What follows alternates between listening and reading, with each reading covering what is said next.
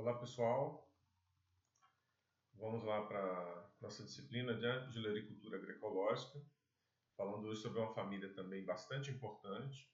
Veja bem, né? E sempre eu vou deixar isso muito claro, que essas apresentações aqui não temos a menor obrigação de fazer, tá ok?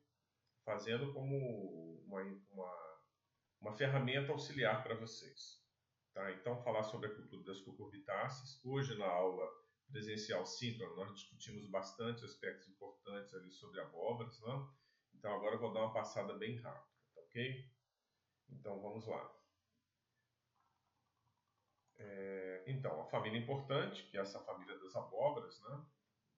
Do pepino, da melancia, do melão, também das morangas, das abobrinhas, do chuchu e do maxixe, tá certo?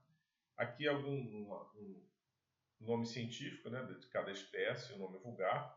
Então temos desde os citrusos lanatos, que é a melancia, aos cucumes, que é o caso do melão e do pepino, e as cucúrbitas. Aí nas cucúrbitas nós temos que dar destaque a máxima, a moscata e a pepo, né, onde estão aí as abóboras, as abobrinhas e as morangas, ok? Chuchu já é um outro gênero, né? Gênero Séquium e Dule, mas dentro também dessa família super importante. As principais características dela, pessoal,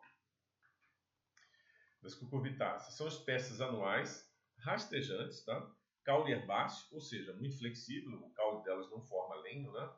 Então, ou elas são trepadeiras ou então são rastejantes, ok? Ou formam moitas, né? Apresentam, em função disso, muitas espécies apresentam aquelas gavinhas, que são aquelas garras, né, da própria anatomia da planta, lá para sustentação. É o caso do pepino, por exemplo, né, de algumas abóboras, tá certo? É exceção para aquela abóbora italiana, abobrinha de moita. Né?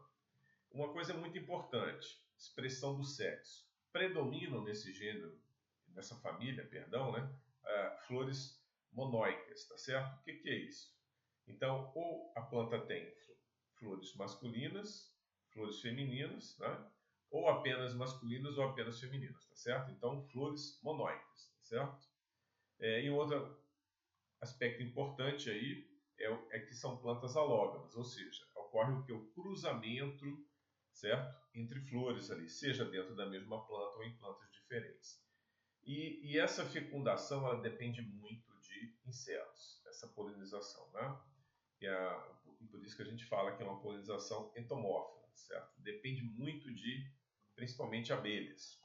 Fruto do tipo pepônio, né? Mais ou menos suculentos. Um detalhe importante nas famílias são plantas de clima quente, então elas gostam de clima quente, certo? E luz à vontade, com exceção para a abobrinha italiana, né? Que é a caserta, e essa já gosta de clima temperado, tá certo? Outro detalhe importante nessa família, eles não toleram danos ao sistema radicular. Isso explica por que para abóboras, abobrinhas, de uma maneira geral, né, também para melão e melancia, há a opção pela semeadura direta, né? Não se produz mudas. Exceção para o caso do pepino e do melão hoje, que já estão produzindo mudas. Por quê? Porque se buscam a enxertia sobre um cavalo, né, de abóbora que seja super resistente ali a danos no sistema radicular. Aí, como você vai fazer a enxertia, você tem que, logicamente, produzir a muda, né? Aí você faz o transplante. Mas, via de regra, semeadura direta para essas espécies. Os centros de origem explicam por que abóboras, em geral, na grande parte delas, abóboras, morangas, abobrinhas, né? Vale para o pepino também, e para a melancia e o melão, são de clima tropical. Os centros de origem estão aqui, localizados aqui, ó, entre o México, né? Olha lá o gênero Cucurbita, né? O gênero Cucumis também está nessa região, ok? E o gênero Citrulus também, que é o gênero da melancia, ok? Para abóboras e morangas, vale o que? São as três principais espécies, estão aí, ó, a Cucurbita moscata, máxima e a Cucurbita peta, tá? O centro de origem entre o México, a Bolívia, né, e o Peru. E temos também o híbrido, né, que vamos falar dele, que é o cruzamento dessas duas espécies, a máxima com a moscata. Beleza. Rapidamente aqui, então, as principais espécies estão aí, né, das abóboras. Temos a abobrinha italiana, que é a caserta, a menina brasileira, são as abobrinhas, né, e a piramoita também é uma abobrinha de moita, semelhante à italiana, que também é do grupo das abobrinhas. Aí vem as abóboras comuns, né, a caravela ou caravelle, que é aquela branca, a abóbora seca ou canhão, também uma abóbora comum, e a mini paulista ou paulistinha, também uma abóbora comum. São as mais comuns desse caso aí. E também não podemos esquecer das morangas. Já vou mostrar a diferença entre elas depois. Não é fácil separar a abóbora de moranga, não. Aí vem a jacarezinho, a exposição e a sumineira. Observa bem que mesmo na família, no gênero Cucurbita, né? E aí a espécie Cucurbita moscata, Cucurbita máxima e Cucurbita pepo, também temos morangas, certo? Semelhantes às abóboras lá. Temos também as morangas híbridas. As de cima são as variedades. E aqui nós temos dois casos claros de morangas híbridas. Aí a Tetsukabuto, japonesa, e a Samantha, né? Que já é uma nacional. Então, são cruzamento de linhagens. Aí, no caso de duas espécies, Cucurbita máxima e moscata. No caso aqui da Samantha, cruzamento de duas linhagens de Cucurbita máxima. Então, são morangas híbridas. Chama atenção para as morangas híbridas, porque dependem da polinização para que ocorra a fecundação e, lógico, o desenvolvimento do fruto. Tá? Então, muito cuidado com as morangas híbridas, porque elas dependem de polinização. Então, aqui estão elas, a abóbora de pescoço, a moranga, as abobrinhas, né? A italiana, a libanesa e a menina brasileira, né? As duas mais comuns abobrinhas são a italiana e a menina brasileira. A abóbora paulista, que é uma abóbora comum, né? Ou mini paulista, ou paulistinha. Uma abóbora japonesa, observa bem que abóboras e morangas não se diferenciam só pela forma, né, do fruto, são muito parecidas aqui no caso. A diferença vai estar no pedúnculo, que vou comentar depois. Tá aí as abobrinhas. Normalmente a gente chama de abobrinha aqueles frutos imaturos, né? Então qualquer abóbora na fase ainda de imatura, o fruto muito verde ainda, pode ser consumido como abobrinha. Mas nós temos aquelas culturas típicas para abobrinha, né? Que é a menina brasileira e a caserta, que é a italiana, tá certo? Tá aí, abóboras comuns, que não necessariamente a abóbora redonda com esses gomos se caracteriza como moranga, não necessariamente. Aqui são duas abóboras comuns, né? Da espécie moscata. E aqui 3 morangas. Tá vendo como é que confunde? Olha lá. 2 abóboras redondas e com gomos, 2 morangas redondas com gomos. E uma moranga totalmente diferente aqui. Aliás, não são redondas, são ovaladas, né? E aqui uma moranga redonda, verde, né? Certo? Então a caracterização de morangas vai estar no pedúnculo ali. Já vou comentar. Então olha aqui, 2 morangas, a jacarezinho, a exposição e uma moranga verde e redonda que é a sul-mineiro. O que caracteriza então, Bastiani, moranga de abóbora? Olha, visualmente e pelo sabor é muito difícil, tá? A grande diferença está na característica do pedúnculo do fruto, tá certo? Então isso que diferencia morangas de abóboras, certo? Então beleza. As Cucurbita moscata, então o pedúnculo é sulcado, seção angular pentaquinada, né? Achatado na base, lenhoso e duro. Enquanto que quando vem da Cucurbita máxima, o pedúnculo é liso, sem seção arredondada, não achatado na base. Então, certo? Então não é por aí, só para curiosidade. É importante, de novo, né, que nesse grupo das cucurbitáceas predominam o quê? Espécies monóicas, como eu havia falado. Né? Então, você tem tanto a flor feminina, que é o caso aqui com o ovário, quanto a flor masculina, que produz o pólen. Né? Um detalhe, então, a polinização depende de insetos, né? Ela é entomórfica, tá certo? No caso das abóboras híbridas, principalmente a Tetsukabuto, as flores masculinas elas existem, mas ela é infértil, o pólen é infértil, ela não consegue polinizar e você vai depender de uma outra espécie polinizadora, que eu vou comentar. Olha lá, a famosa abóbora híbrida japonesa, que é a Tetsukabuto, né? Ela é macho estéril, produz as flores masculinas, só que essas flores masculinas são estéreis, tá certo?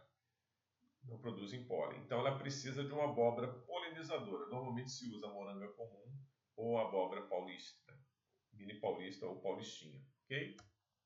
Tá aí a abóbora seca, que é a abóbora de canhão. Também é a abóbora mais comum, né? As abóboras grandes ali, e a abóbora caravela ou caravelle, que é aquela abóbora branca também, muito grande, né? Normalmente compramos nos mercados, são pedaços dessas duas abóboras. Beleza. Outra característica importante que eu havia comentado, abóboras em geral são rasteiras, né? Caule herbáceo, com exceção da abóbora de moita, né? Que é no caso a abobrinha italiana, ou a caserta.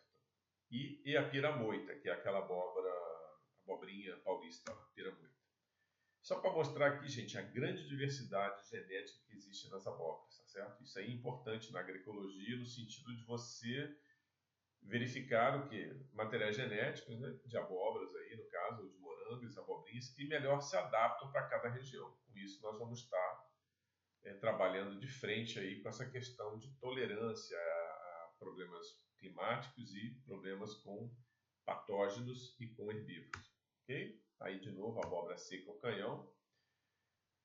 Aquilo que eu já havia comentado com vocês, clima para abóboras, em geral, clima quente, tá? A menos vai ser uma exceção, vai ser um clima menos temperado, vai ser para a abobrinha italiana, a caserta. Morangas e híbridos são mais tolerantes a calor e umidade.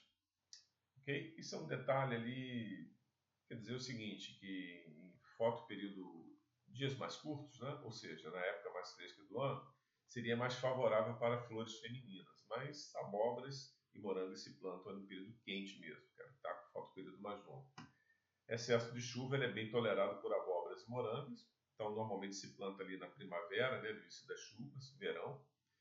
A exceção é para a abobrinha, como eu havia dito, a abobrinha de moita, que é a abobrinha italiana ou caserta, que ela se planta justamente no contrário, no período mais fresco do ano, entre outono e inverno, ok?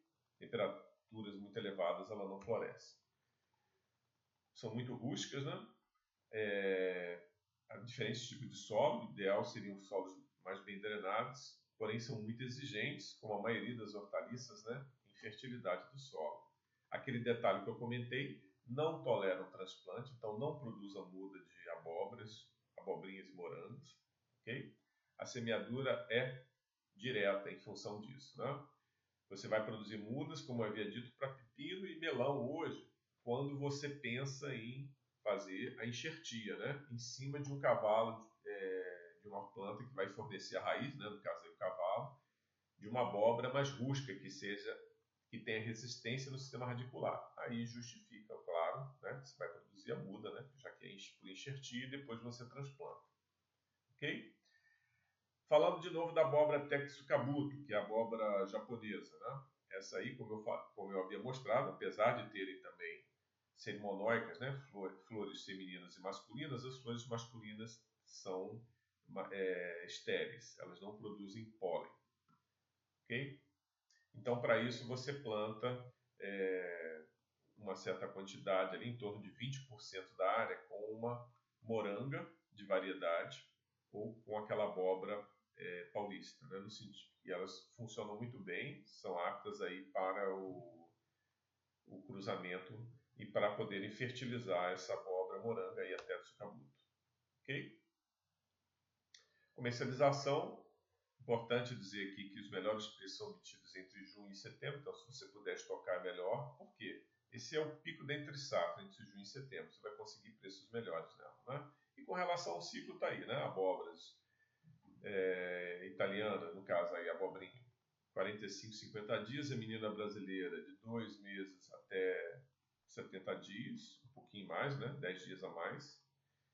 Até do sucabuto, que é aquela moranga híbrida japonesa, de 3 a 4 meses, e a maioria das abóboras e morangas, as variedades, de 4 a 5 meses até o fim do ciclo de produção, ok? Então existe uma enorme variedade no mercado, de novo aí as abóboras comuns, né? A caravela e a seca, o canhão. Tá, a cultura do pepino, do melão e da melancia eu deixo para vocês lá. Mesma coisa, seguindo os mesmos conceitos lá. Predominam flores monóicas, certo? Masculinas e femininos. E alguns materiais, algumas variedades são ginóicos. Você tem apenas a flor feminina, então você precisa da flor polinizadora, tá certo? Da cultivar que vai polinizar essas aí. E você depende também da polinização com abelhas, ou seja, ela é entomófila, tá? Lembrando que são plantas alógonas, fecundação cruzada, semelhante às abóboras. Tudo bem? E temos também para pepino frutos partenocárpicos, ou seja, aqueles que desenvolvem, né, o ovário sem precisar haver a polinização. Ok? Então fica aí material para vocês. Nos vemos aí na próxima aula.